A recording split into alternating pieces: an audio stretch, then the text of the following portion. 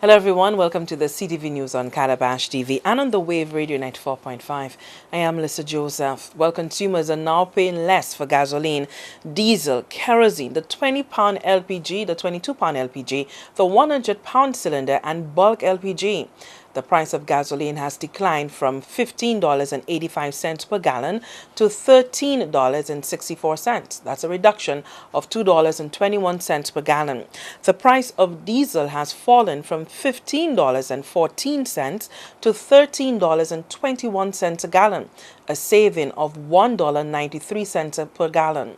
Consumers are also realizing savings of $4.04 on a 20-pound tank of LPG and a $4.43 saving on a tank of the 22-pound LPG. The price of the 100-pound LPG cylinders have been reduced by $20.17, and that's down from $255.94.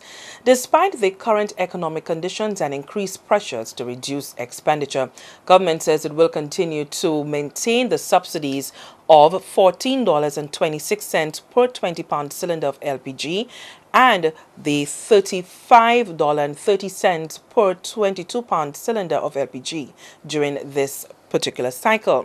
The next fuel price adjustment is due on the 5th of April and will be determined by the landed cost of these products over the review period.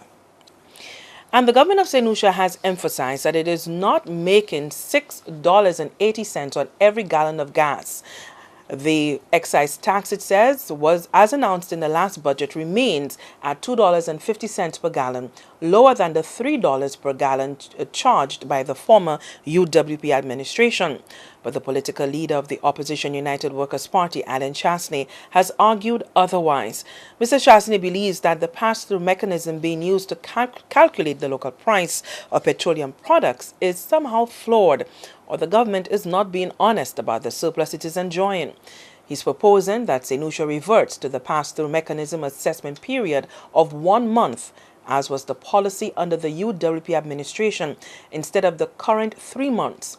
Doing so, he argues, will augur well for the economy. Both in the United States and in St. Kitts, where gas prices have been reduced on a regular basis, we've seen a boost in their economies as a result. By contrast, in St. Lucia, where gas prices have not been reduced on a timely basis, ours is the only economy to contract 3 years in a row. Our unemployment numbers continue to rise dramatically. We continue to suffer from an unsustainable increase in the cost of living, and we've witnessed a record number of business closures. It is now manifested clear to all St. Lucians that it was a catastrophic mistake on the part of this Labour government to change the pass-through mechanism assessment period from 1 month, as was the policy of the UWP administration, to 3 months. The lack of transparency of the current formula is also a major cause for concern, not just for the United Workers' Party and to the island's petroleum dealers, but to all consumers. The current system, Mr. Chasney says, does not allow for third parties like the consumer to benefit from any surplus. We must ask ourselves the question, why did the government really change the pass-through mechanism, and why have they chosen to not tell the truth? Is it that they did not know they were benefiting from the surplus? Or is it that they were benefiting from the surplus but did not care about the negative impact it was having on the economy and the livelihood of the families? This government continues to destroy our country and to impose unnecessary hardships on all St. Lucians by the imposition of reckless policies and complete mismanagement of our economy. The Prime Minister must now realize the future of our country is in his hands, and at some point he must start doing the right thing. Alan Chasney has called on the government to do all it can to ensure that bus fares do not increase as intended by the National Council on Public Transportation. And the World Bank says gains from low oil prices can be substantial for the Caribbean and other developing countries if supported by stronger global growth. In analyzing oil price decline, the Washington-based financial institution, in its latest edition of Global Economic Prospects, said the decline reflects a coming together of factors.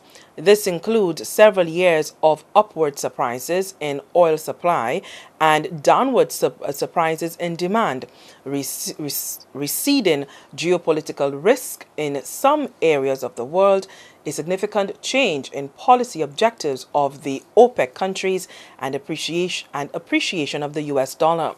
The World Bank said global trade expanded by less than 3.5% in 2012 and 2013, well below the pre-crisis average annual rate of 7%, holding back developing country growth in recent years.